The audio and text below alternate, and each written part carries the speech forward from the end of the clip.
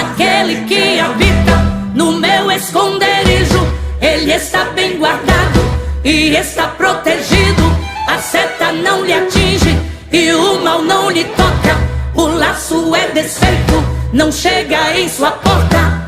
1000 cairão ao seu lado, 10.000 à sua direita, mas não serás atingido, pois sou teu escudo, tua fortaleza. Até quem está na